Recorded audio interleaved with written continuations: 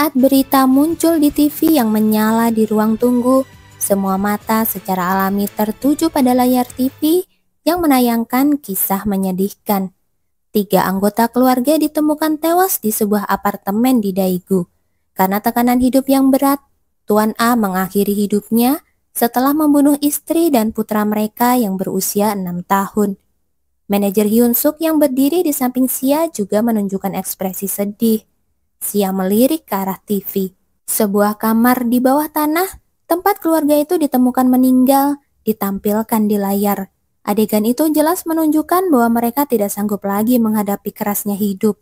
Hidup mereka pasti sangat sulit. Memangnya kalau hidup susah boleh bunuh orang? Apa?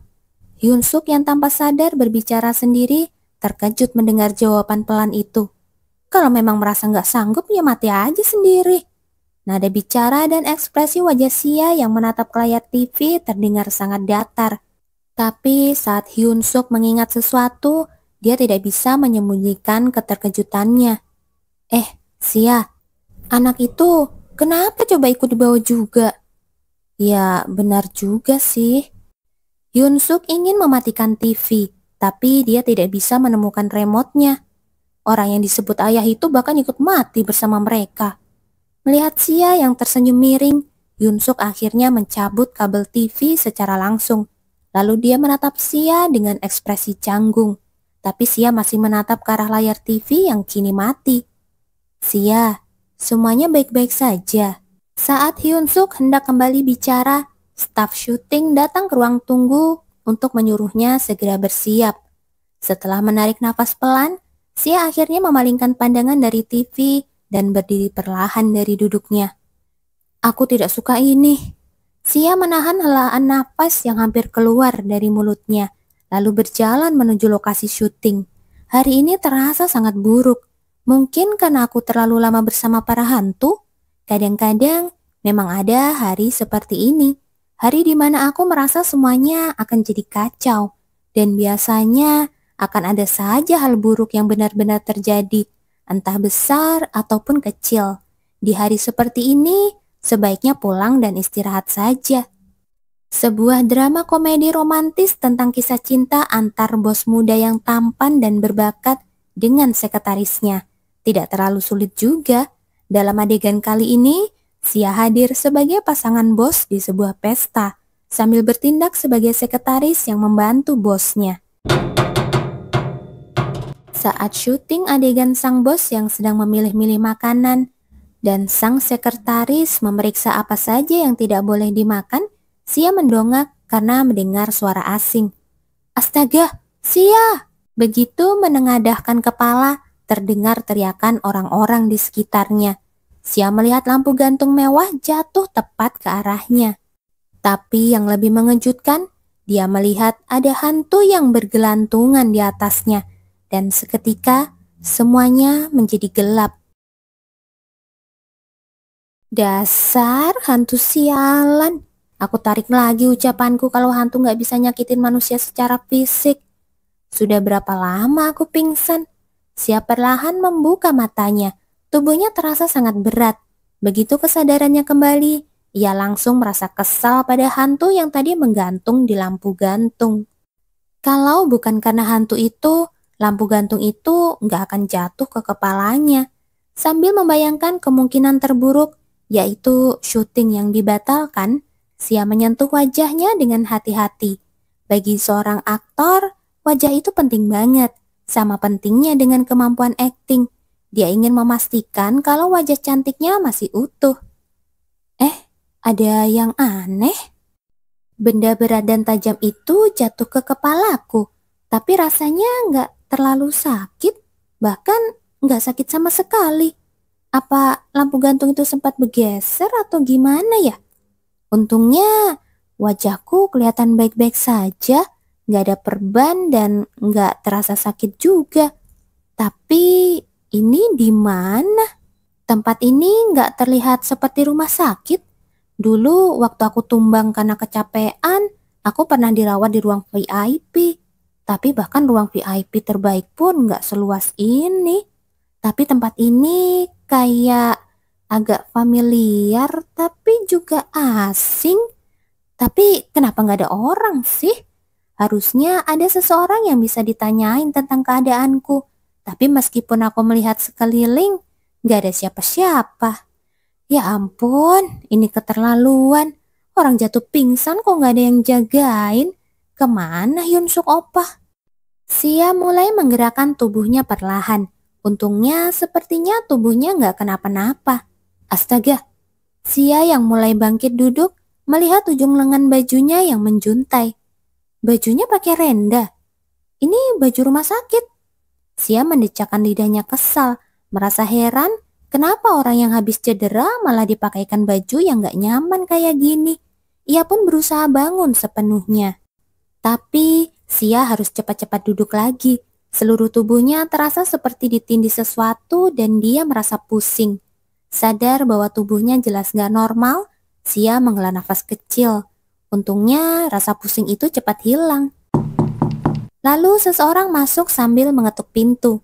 Seorang gadis muda, kira-kira masih remaja akhir. Tapi begitu melihat wajah gadis itu, mata Sia membelalak. "Oh, Nona, Anda sudah bangun?" Sia sempat melongo, lalu pelan-pelan membuka mulutnya. "Dona?" Itu adalah kata pertama yang Sia ucapkan dengan benar sejak sadar. Dan begitu dia bicara, dia kembali terdiam. Itu bukan suaranya sendiri, itu jelas bukan suara Sia, tapi suara yang sangat familiar. "Iya, ada yang ingin Anda tanyakan, Nona Camilla?" "Camilla? Barusan dia manggil aku Camilla. Kenapa nama itu ada di sini?" Camilla adalah perempuan yang selalu muncul dalam mimpi Sia saat dia memejamkan mata. Cantik banget. Sia menggeleng pelan sambil menatap bayangannya di cermin. Ini pertama kalinya dia benar-benar memperhatikan wajah ini dengan detail. Rambut pirang muda dengan semburat pink, mata merah, bibir mungil yang padat, kulit putih bersih tanpa noda seperti dirawat setiap hari selama bertahun-tahun. Dengan wajah secantik ini, kenapa harus menghadapi segala macam kesialan sendirian? Tapi aku beneran terluka gak sih? Biasanya, Sia hanya butuh waktu 30 menit sampai 1 jam untuk keluar dari dunia ini. Tapi sekarang, gak ada tanda-tanda akan kembali sama sekali. Tubuhku bisa digerakin sesuai keinginanku. Ia menggerak-gerakkan tangannya sedikit. Suit batu kertas gunting? Kenapa bisa gerak ya? Selama ini, Sia hanya jadi penonton. Dia bisa melihat apa yang dialami Camilla, tapi nggak pernah bisa ikut campur. Tapi sekarang, semua bergerak sesuai dengan kehendaknya, perkataannya, tindakannya, semuanya. Setelah lama menatap pantulan dirinya di cermin, tiba-tiba ada satu hal yang terlintas di pikirannya.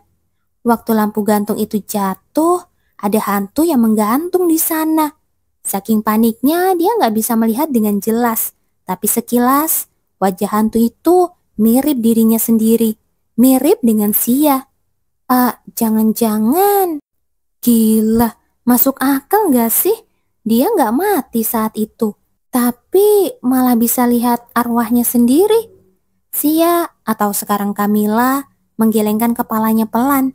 Setiap kali kepalanya bergoyang, rambut pirang pink itu ikut bergoyang lembut.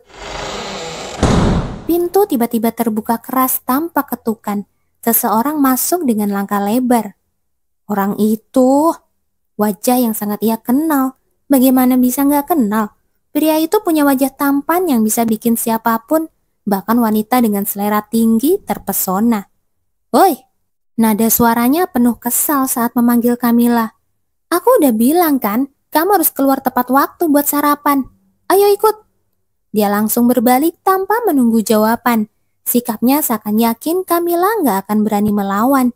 Camilla hanya menatapnya diam-diam sejenak, lalu perlahan berdiri dari tempat duduknya. Ujung bibirnya terangkat pelan. Entah kenapa, aku emang udah pengen banget ngelakuin sesuatu kalau ketemu dia. Langkah kaki Camilla mulai bergerak, semakin cepat dan lebih cepat. Sampai akhirnya, Camilla tersenyum cerah, lebih cerah dari sebelumnya. pada pria yang baru saja ia pukul kepalanya sekuat tenaga.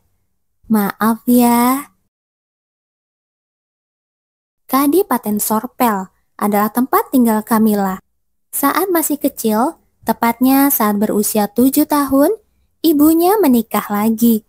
Karena pernikahan itu, dia langsung masuk ke dalam salah satu keluarga duk paling berpengaruh di kekaisaran.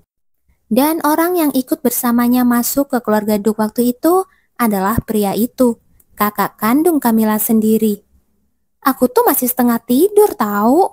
Harus gimana kalau orang ini terus-terusan menatapku begitu? Aku udah bilang kan kalau aku belum sadar sepenuhnya waktu itu. Jadi, dia mau apa? Sadar diri dong, kamu tuh masih untung cuma kena 1 kali pukulan. Raffi Sorpel, kakak Camilla dan anggota menara sihir. Sejak kecil, dia sudah menunjukkan bakat luar biasa dalam sihir. Dan sekarang pun, kemampuannya cukup menonjol di antara para penyihir muda lainnya. Dia punya karakter yang baik, keluarga terpandang, dan juga kemampuan yang hebat. Terus, masalahnya di mana? Bagi Camilla, pria itu nggak lebih berguna dari kotoran di bawah kukunya. Gara-gara dia selalu mati berkali-kali karena ulah pria sialan itu. Berbeda dengan Camilla dan Raffi yang masuk keluarga ini karena pernikahan ibu mereka, Lutfil Sorpel adalah anak kandung Duk.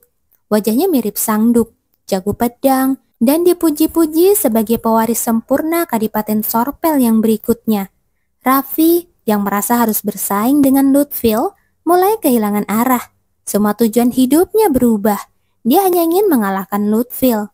Awalnya, dia mencoba mendapatkan pengakuan sang Duk lewat kemampuan sihir. Tapi tentu saja, mengungguli Lutfil bukanlah hal yang mudah. Raffi terus-terusan merasa kalah. Setiap kali dia berhasil melakukan sesuatu, Lutfil akan melakukan hal yang lebih besar dan menutup jalannya. Lama-lama, keinginan untuk mengalahkan Lutfil berubah menjadi rasa iri dan benci. Hingga akhirnya, Raffi mencoba membunuhnya. Itulah masalahnya. Dia sering menyeret Camilla dalam rencana gilanya.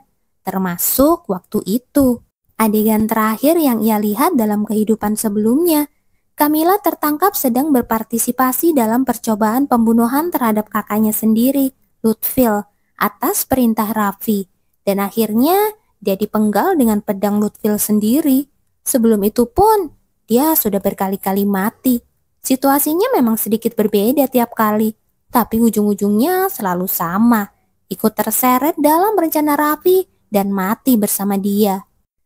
Aku benar-benar minta maaf. Kenapa nggak sekalian aku pukul 2 kali ya? Kamu pasti kurang tidur.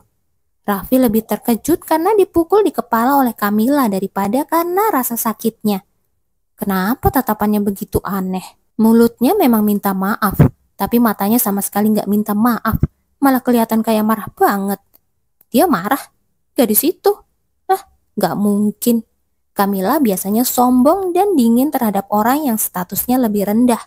Tapi dia nggak pernah berani menatap langsung ke dirinya atau anggota keluarga lainnya. Raffi tahu itu dengan sangat baik. Jadi dia memilih untuk tidak memperpanjang masalah. Kita jadi telat gara-gara kamu. Cepat ikut. Melihat Raffi berjalan duluan, Camilla mengepalkan tinjunya lagi. Kalau bisa ngasih 1 pukulan lagi, mungkin perasaannya bakal sedikit lebih lega. Ya, masih ada kesempatan lain. Tunggu saja, nanti bakal aku pukul sampai puas. Camilla yang mengikuti di belakang Raffi mendejakan lidahnya dalam hati. Orang yang biasanya nggak peduli sama sekali dengan apa yang dimakan adiknya ini, mendadak sok perhatian setiap kali makan bersama sang Duk. Kelihatan banget kalau dia cuma ingin terlihat seperti kakak yang baik di depan sang ayah. Murahan banget.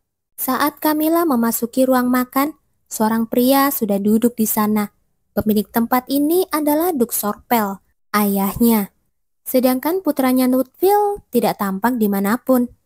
Nah, ini saatnya, pikir Camilla dalam hati. Setelah memastikan Lutfil belum tiba di meja makan, Camilla bisa menebak situasinya. Saat ini sedang terjadi pemberontakan besar di wilayah barat. Untuk meredam pemberontakan itu, Lutfil memimpin pasukan dan pergi bertempur. Sejak saat ini, rasa cemburu Raffi, kakak tirinya, mulai meledak. Pasalnya, Lutfil pasti akan kembali dari medan perang dengan prestasi gemilang.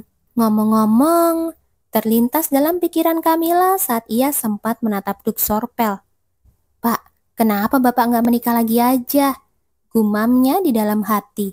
Konon, sampai sekarang masih banyak wanita yang mendekati Duk Sorpel. Sayang kan kalau disia-siakan begitu aja, pikir Kamila. Ibunya dan Raffi menikah dengan Duk Sorpel dan dulu hidup bahagia bersama. Tapi kebahagiaan itu tidak bertahan lama. Kurang dari setahun setelah pernikahan, ibunya meninggal tiba-tiba akibat kecelakaan kuda. Semua orang mengira setelah ibunya wafat, Duk Sorpel akan mengusir Kamila dan Raffi dari keluarga Adipati.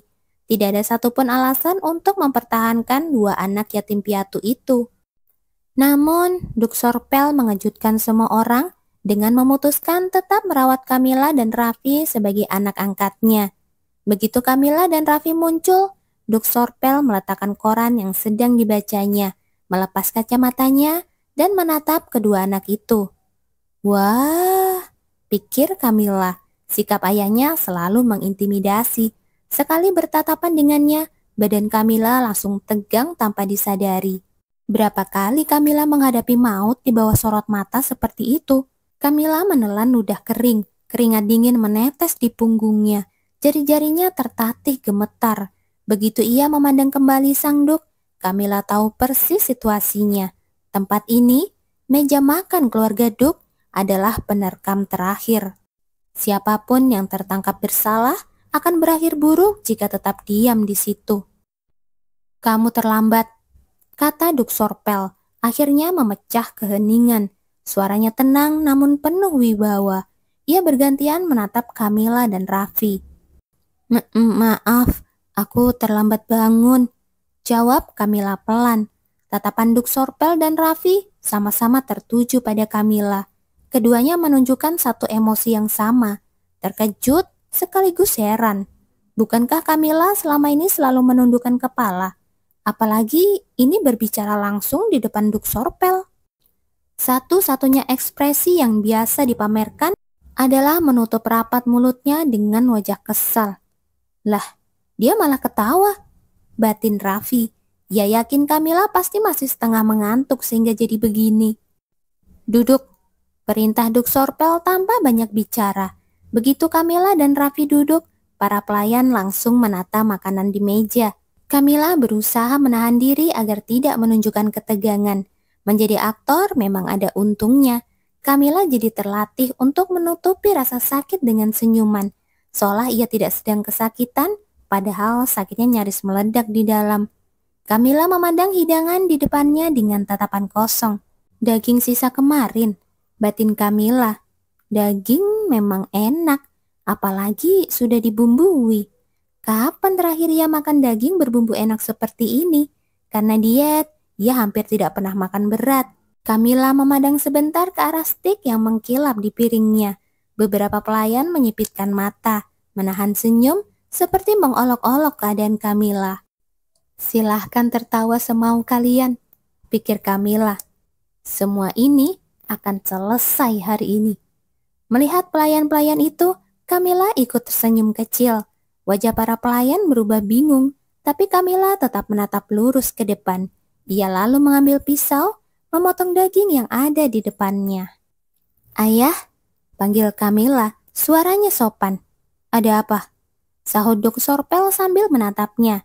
Setelah dagingnya dipotong kecil-kecil, Kamila menawarkan piringnya ke sang Duk dengan hati-hati. "Makan ini saja, aku sudah memotongnya biar ayah mudah memakannya." Kali ini, mata Duk Sorpel membelalak. Raffi di sebelahnya menahan batuk, lalu buru-buru menaruh gelas air yang dipegangnya. Duk Sorpel dan Raffi sama-sama menatap Kamila dengan tatapan. Apakah gadis ini sudah gila? Itulah kesan yang terpancar jelas. "Baiklah." Akhirnya, sang Duk mengangguk. Ia mengambil piring yang ditawarkan Kamila, meletakkannya di depannya, lalu memberikan piringnya sendiri ke hadapan Kamila. "Hah?" teriak para pelayan terkejut. Namun Kamila seakan tidak peduli.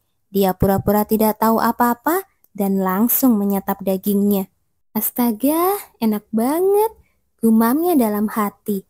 Potongan daging yang lembut dan penuh bumbu itu benar-benar menggugah selera. Tak lama setelah itu, sepotong daging juga masuk ke mulut Duk Sorpel. Nah, sekarang saat yang menentukan. Duk Sorpel yang tengah mengunyah dagingnya perlahan meletakkan garpu. Suara logam itu terdengar sangat nyaring di keheningan ruang makan. Camilla memandangi Duk Sorpel dengan dahi berkerut dan tatapan bingung. Lalu buru-buru berdiri dari tempat duduknya sambil berseru. "Oh, ayah, aku mau makan itu." Seolah baru mengingat sesuatu yang sempat terlupa, Camilla terlihat panik dan mengulurkan tangan ke arah piring di depan Duk Sorpel. "Tunggu."